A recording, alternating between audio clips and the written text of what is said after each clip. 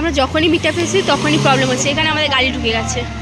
আমরা যখনই মিটআপে আসি তখনই একটা প্রবলেম পড়ি, আর গাড়ি ঢুকে গেছে আমাদের, আর গাড়ি বেরোচ্ছে না। খুব ভালো লাগলো। যাই হোক আর বেরিয়ে পড়েছে, আমার মা আবার চুল নিয়েই পড়ে আছে, কি বিরক্তিকর লাগে। না খালে তোর ভালো, চুপ করো তো। আমি চুলটাতে লাদা লাদা হয়ে একটা যাবে। বেরিয়ে পড়েছে, তুই চুল ছাড়ছিস কারণ গাড়িতে কিছু নষ্ট হয়ে যাবে। চুলটা তো নষ্ট হয়ে যাবে। চুলটা কাটিয়ে দিলে ভালো, খোপা করে নিলে একসাথে ভালো। এই যে চুলটা everyone, welcome back to my channel, welcome back to new blog. আজকে আমি কোথায় যাচ্ছি তোমরা টাইটেল সামনে দেখে বুঝতে পেরে গেছো আমি কোথায় যাচ্ছি। তো কিছু না, অনেকটা লেট হয়ে গেছে কারণ আমাদের যাওয়ার কথা ছিল 10টায়, বাট 11টা বেজে গেছে। যে কাকুটার গাড়িতে যাবো সেই কাকুটা লেট করেছে, কিছু করার নেই। তো কাকুটা আসছে, আমি তো পুরো রেডি সেডি হয়ে দাঁড়িয়ে আছি। আর কেমন লাগছে অতি অবশ্যই কমেন্ট করে জানাবো। গাড়ি চলে এসেছি আর এখন গাড়িতে আছি। তো আমাদের যাওয়ার কথা ছিল 10টায়, বাট অনেকটা লেট হয়ে গেছে, কিছু করার নেই। আর বেরোতে রেডি হতে একটু টাইম লেগে গেছে, বাট ঠিক আছে। ওখানে যাই, ওখানে গিয়ে ভিডিওটা কন্টিনিউ করবো। আর আমরা কোথায় যাচ্ছি? আমরা যাচ্ছি মাথাখালিতে। কেন যাচ্ছি ওটা তো তোমরা জানো, কেন আসছে আজকে স্টার্ট করবো। চলো ওখানে যাই। আর জানো তো সব থেকে বড় ডিফিকাল্ট ব্যাপার হলো গায়ে জ্বর নিয়ে আমি যাচ্ছি মেয়েটাতে। এটা কোনো কথা হয়? কিছু করার নেই।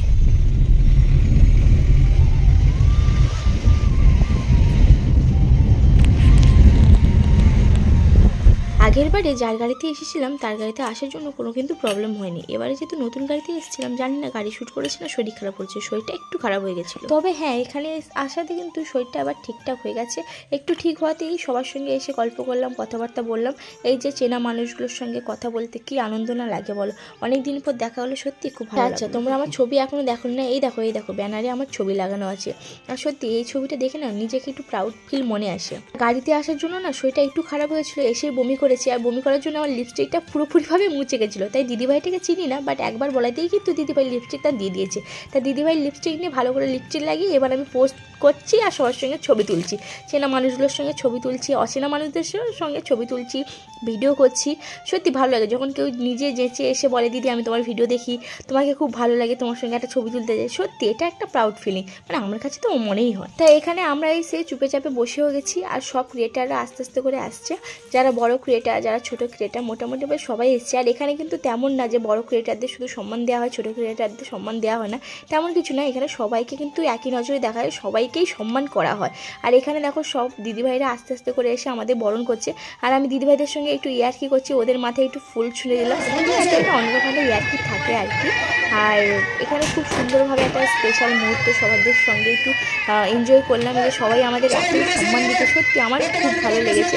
আর সবাই তো পুরো ফুল উড়িয়ে দিচ্ছে, পেপার স্প্রে দিচ্ছে, মানে খুব ভালো লাগছে দেখে। সত্যি বড় ফিলিং একটা। বাচ্চা সঙ্গে আগে গুছিয়ে নিন। ছোট বাবুকে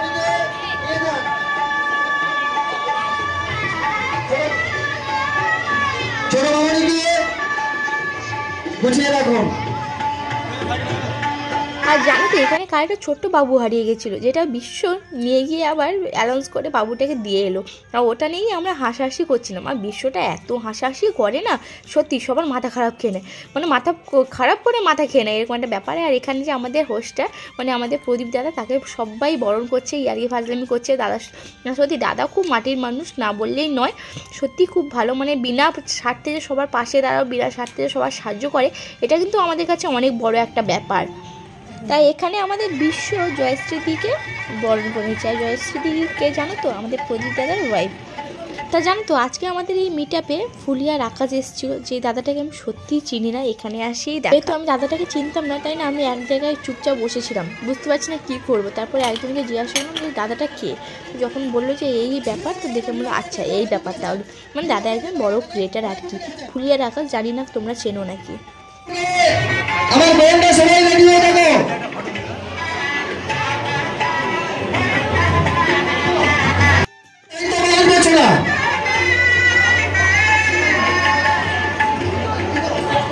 আমাকে এখানে জয়শ্রী দিয়ে আমাকে বরণ করে নিল, আর ব্যাজ দিয়ে, পুলিশ পদক দিয়ে, আর মেডেল দিয়ে।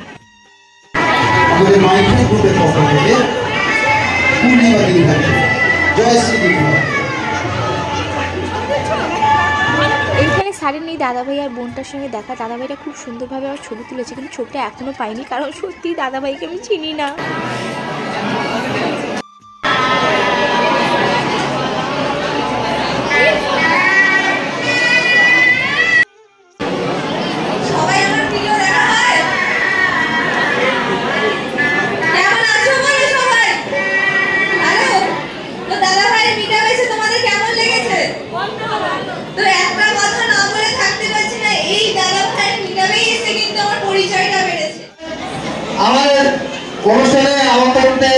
আসছেন মঞ্চে, আপনারা কেউ ভিড় করবেন না, সুন্দরভাবে ভিডিও বানাবেন, উনি 2-3 ড্যান্স করবেন, কথা দিয়ে বলেছি, আসবেন মঞ্চে আসছেন, আপনারা ভিডিও বানান, কোনো অসুবিধা নেই।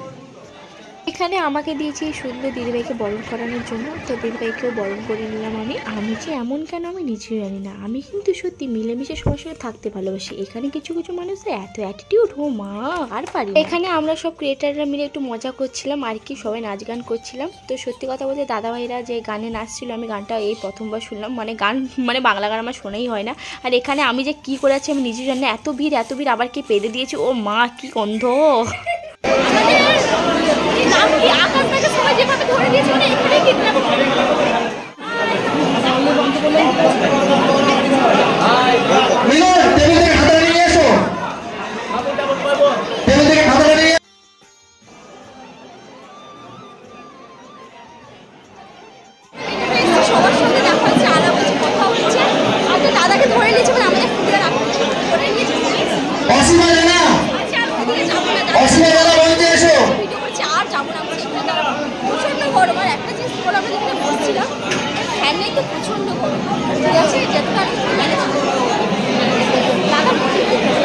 ফাইনালি আকাশদা এলো আমার সঙ্গে একটা রিলস করতে আর কি, এত করে টাইম হলো।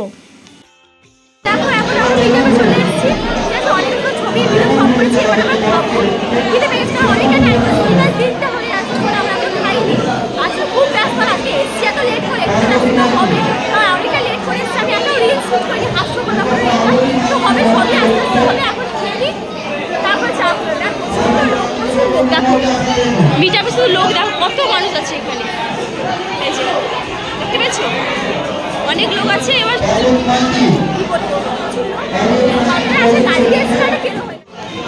দেখো এই দিদিভাইটার সঙ্গে আলাপ হয়েছে, মানস দিদি, খুব ভালো ব্যবহার এই দিদি। আর এখানে সবার সঙ্গে প্রায় আলাপ হয়েছে, এখানেও সবাই আছে, সবার সঙ্গে আলাপ খুব ভালো আছে। সবাই আমার সঙ্গে খুশি, মানে হাসি মুখে খুবই আনন্দ। আমাদের ভালো লেগে গেছে আর ভালো লাগছে না, ওদের প্রথমে খেতে দিল, মানে অ্যাক্টিভ করে হচ্ছে, অ্যাক্টিভ হইতে হয়ে গেল, এবার আমাদের দিতে খাওয়া হবে, মানে আমাদের সবাই আছে। এই দিদিভাইটার সঙ্গে আলাপ হলো এক্ষুনি, এইখানে ফেলে দাও হ্যাঁ হ্যাঁ ঠিক আছে। খাওয়া দাওয়া হবে, এটার মধ্যে একটু দৌড়ে হাঁপিয়ে গেল, স্টিল দাও আর ভালো লাগছে না, খাবো। এই যে আমাদের ভিআইপি গেট পাস, আমাদের ভিআইপি গেট পাস আছে এখানে, দেখতেই পাচ্ছ পড়ে গেছে। এই যে নিয়ে এসছে প্রথমে উচ্ছে আলু ভাজা,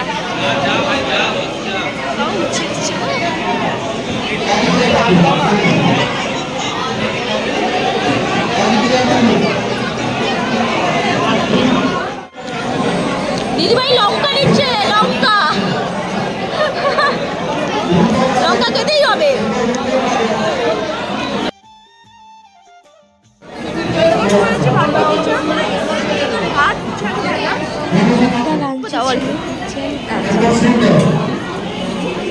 দাঁড়িয়ে নিচ্ছি অবশ্যই সবজি তরকারি, তারপর ছিল মাছের ঝোল, চাটনি, পাঁপড়। সত্যি খাবার দাবার পুরো ঘরোয়া, মানে বাড়ির মতো রান্না বান্না, খেতেও খুব সুন্দর লেগেছে। আর টেস্টের কথা কি বলবো, জাস্ট ওয়াও।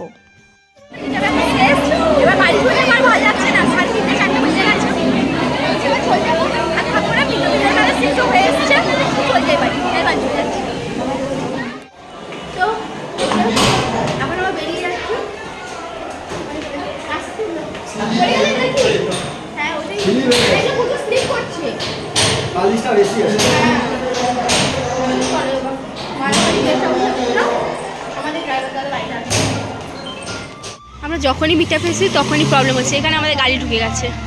আমরা যখনই মিটআপে আসি তখনই একটা প্রবলেম পড়ি, আর গাড়ি ঢুকে গেছে আমাদের, আর গাড়ি বেরোচ্ছে না, আর দাদাভাইরা সবাই ঠেলছে। ও হয়েছে হয়েছে হয়েছে, সত্যি দাদার ছিল বলে হয়েছে।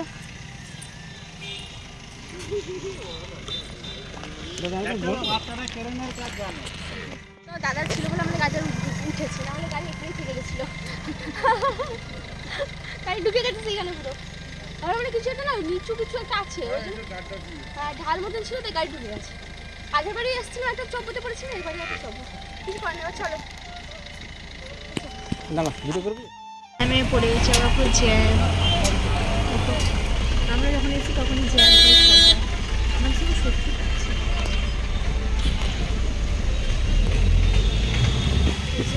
যাচ্ছি আমার রাস্তায় হেরিয়া, এটা মাদাখালিতে গেছিলাম, এখন আমরা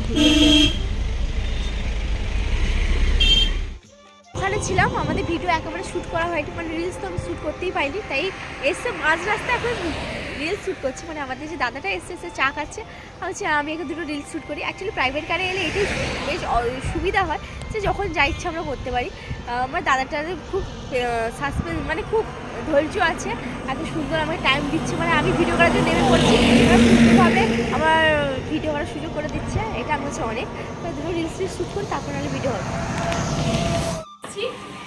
বাড়ি এসে মহাযুদ্ধে বসে গেছি। মহাযুদ্ধটা হলে চুল আঁচড়ানো, কারণ আমি চুল ছেড়ে গেছিলাম। এবার আমি যখনই যাই, এই যে চুলটা ছেড়ে যাই, তার জন্য চুলের পুরো অবস্থা খারাপ হয়ে যায়, তাই মা চুল আঁচড়ে দিচ্ছে। এখন চুলটা আমি আঁচড়ে নিতাম, মামার সাথে আমি আঁচড়ে দিচ্ছি, আজকে এসে আঁচড়াম। আর আজকে যে গেছিলাম আমার কি বমি পাচ্ছিল, কি অবস্থাটা আমার খারাপ হয়ে গেছিলো। মোটামুটি এখন তো ঠিকঠাক আছি। আর ওখানে অল্প একটু খেয়েছি, তোমরা দেখেছো, তো অল্প একটু খেয়েছি না খাওয়ার মতো। ঘরে আস্তে আস্তে 4টা বাজলো, 4টে 4:30 বেজেছে। তো এখন খিদে পাচ্ছে, কি খাবো দেখি। আমার তো মানে সাইকেল কিনা হলো, 3:30। কেন আমি একটু ঘুমিয়ে পড়লাম। আমরা গেছিলাম, আমরা তখন মা চান করেনি। মা আজকে রান্না টান্না করেছে, তো আমি একটু ভাত খেয়ে গেছিলাম। রান্না টান্না করে তারপরে মা পুজো করেছে, তাই মায়ের লেট হয়ে গেছে। কি তাই তো, তুই কি খেলি? মাটন খেয়েছি। মাটন না খাইনি রে। কেন মাটন খাইনি? কেন মটন খাওয়ার আগে তো ইয়ে খেয়ে নিয়েছি, চিকেন। হ্যাঁ, চিকেনটা খাওয়ার পর আর মটনটা মেয়ে লাগে। চিকেন খাবো না, ভাত ফেলে দিলে লোক মাটন চিকেন না খেয়ে লোক মাটন খায়, ও মাটনই ফেলে দিল। আমি সত্যি কথা বলবো, মাটন খাই না। কি আর করা যাবে, ঠিক আছে। বাবাটাকে বলবো যে আগে মটনটা নেই। না না, আমি আগে চিকেনটা খাই, ওইটা বললো মেয়ে। বলছে না, এই মেয়ে পাগল। তো যাই হোক, বাড়ি এসেছি, এসে আবার কড়া একটু লিকার চা খাচ্ছি। দেখতে পাচ্ছ লিকার চা আছে। আর চা না খেলে হবে, একটু ফ্রেশ হতে হবে, চাটাকে মুডটা ঠিকঠাক করি, তারপর বাকি গল্প করবো তোমাদের সঙ্গে। আর চাটাকে খেয়ে নিই, প্রচণ্ড হেডেক করছে মনে হচ্ছে, চাটা খাই, মাইন্ডটাকে ঠিক করে তারপর যাবো। গায়ে জ্বর নিয়ে আমি আজকে মেটে পেয়েছিলাম। সকালবেলা ঘুম থেকে যখন উঠি গায়ে বিশাল জ্বর। মাকেও বলিনি, কাউকে বলিনি, জানি বললে আমাকে মিটাপে যেতে দিবে না। সেরকম অবস্থায় খাওয়া দাওয়া করে রেডি হয়ে বেরিয়ে গেছিলাম। ওই যে বললাম শরীরটা খারাপ বলে গাড়িতে যেতে অসুবিধা হয়েছিল, বমি টমি করেছি। দেন সব ঠিকঠাক ছিল। বাড়ি এসে বাবা একটু মামার বাড়িতে গেছে, আমি আর লুলু আছি বাড়িতে। কাশি কন্টিনিউ হয়ে যাচ্ছে, এক বগলে থার্মোমিটার দিয়েছি, প্রচণ্ড গায়ে জ্বর এসছে, মানে 102তে হয়ে যাবে। থার্মোমিটার আছে, চেক করবো। বাবা 100 গায়ে জ্বর নিলো, যা হয়েছে শরীরটা। মানে অ্যাকচুয়ালি কী বলতো, এই টাইমে ঠান্ডা পড়ে যাওয়ার কথা, ঠান্ডা পড়েনি, ঠান্ডা গরম লেগে পুরো অবস্থা খারাপ হয়ে গেছে। বুঝতেই পারছো গলার আওয়াজ শুনে, কি আর করা যায়। কি বিরক্তিকর লাগছে, আর লাগছে না। জ্বর হয়েছে বলে মুখটা একেবারে বাজে হয়ে গেছে, তাই বাবু মশাই আমার পছন্দের খাবার নিয়ে এসছে। হ্যাঁ, মোগলাই। এই সময় না একটু ওই ঝাল টকটক মিষ্টি খাবারটা খেতে ভালো লাগে। এই মোগলাইটা না সত্যি একটু অন্যরকম, ঝাল মিষ্টি খুব সুন্দর। তো মিটার থেকে এসেছি, শরীর খারাপ, তোমাদের যেমন কি বললাম, তো প্রচণ্ড জ্বর উঠছে, গায়ে 102 মতন হবে। এখন খাচ্ছি মোগলাই। তো এই মুখে তো কোনো খাবারই ভালো লাগছে না, তাই মোগলাই আনাতে বললাম। মোগলাই নিয়ে এসেছি। মোগলাইয়ের সঙ্গে যে আলুর তরকারিটা দেয় না, এটা দারুণ করে। আলুর তরকারি, চানা মশলার তরকারি দারুণ করে। তাই মোগলাইটা আলাদা করে একটু মিষ্টি ঝাল হয়, ভালো লাগে মুখে। আসলে কেন তো লোকের কুনজর লেগে যায়, কুনজর দেওয়া তো লোকের কম নেই না, অভাব। নজর খুব বাজে এখনকার জিনিস দেখলাম তো। আর এইদিকে দেখো আমার পাগলির মাকে কত কিছু রান্না করে ফেলেছে, উচ্ছে আলু ভাজা, কলা ভাজা আর মাছের ঝাল। জানো তো আমি উচ্ছে খেতে একদম পছন্দ করি না, তাই আমার মা প্রত্যেকবার ওই ছোটোবেলা থেকেই দেখছি মা আমাকে আলু বেছে বেছে দেয় আর ওই আলুটাই ভাতের সঙ্গে মেখে খাই, উচ্ছে একদমই খাই না। তো হ্যাঁ, চোখে কেটে পড়ে গেছে, ওটাই ঝাপসা ঝাপসা রাখছিল। তো বাইরে আমি খাওয়া দাওয়া হয়ে গেছে, কী কী খেলাম তোমাদের দেখালাম। কাঁচকলার ভাজা, তোমরা খেয়েছি নাকি জানি না, বাট মাছটি ট্রাই করবে, আমার এটা খেতে খুব ভালো লাগে। কাঁচা কলার ভাজা আর উচ্ছে আলু ভাজা আর ছিল মাছের তেল ঝাল, তো ওইগুলো খাওয়া হয়েছে। আর যেহেতু আজকে ভিডিও করেছিলাম শরীরটা একটু খারাপ, মানে একটু প্রচন্ড উইকনেস আছে। আর জানো তো শরীরটা কদিন ধরে খারাপ যাচ্ছে আমার, একটু জ্বর সর্দি কাশি ধরেছে। জানি না কার খুব নজর লেগেছে, এটা বললাম তোমাদের আগে, জানি না কার নজর লেগেছে। আমাদের ফ্যামিলির উপরে কারোর নজর লেগেছে, কারোর খুব বড় একটা নজর লেগেছে। তাই বাড়িতে যতক্ষণ ঝামেলা ঝগড়াঝাটি এটা সেটা রোগ সব পড়ে আছে। মায়েরও শরীরটা খারাপ যাচ্ছে, তো কি আর করা যায়। অ্যাকচুয়ালি জিনিসটা কি জানো তো, বলবো টাইম আসুক ঠিক বলবো, বাট এইটুকুই বলবো, আজকাল জেনারেশন কেউ কারুন না, ঠিক আছে, কেউ কারুন না। যতই যার জন্য যত কিছু করো, কিন্তু না, ভুল তোমার ধরাবে, নিজের দোষ দেখবে না, তোমার দোষটাই দেখাবে। আজকের জন্য এইটুকুনি, বেশি লং করবো না। চলো টানা বলে বাই বাই।